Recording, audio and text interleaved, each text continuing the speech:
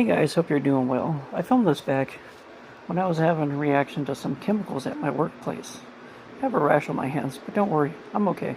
This is Mini Brand's sneakers. You get a cool shoebox with the sneakers inside. The shoes I got are very colorful. Not my favorite, but I think they'll work for civilian shoes. Not something I'm going to use for my adventure team guys. These shoes have molded laces and the tongue is separate from the laces. Other than the color, I like the sculpt of these shoes. Maybe I could repaint them. You also get something like a hat or sunglasses. I got this white bucket hat. There's also a couple of stickers you get with it. It's a nice sculpt, and it fits my flocked G.I. Joe's head. It will also fit a classic collection G.I. Joe. The shoes will almost fit a super articulated G.I. Joe.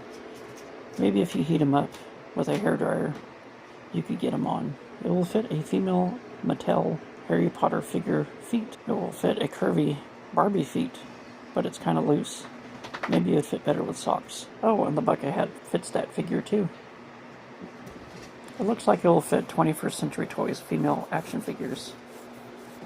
And it's kind of loose on a Fresh Squad female. It will fit my G.I. Jane's foot with some heating up. And the Mattel Made to Move feet are going to be too small. Maybe if you use some socks, get them to stay on. Well, that's all I have for you.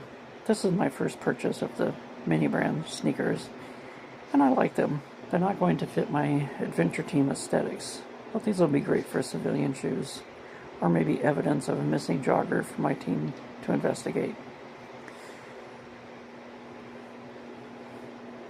Well, thanks for watching. Please click that like button if you like this video. Share this video with somebody who would enjoy it. Subscribe if you're not already. And don't forget to collect, inspire, and create.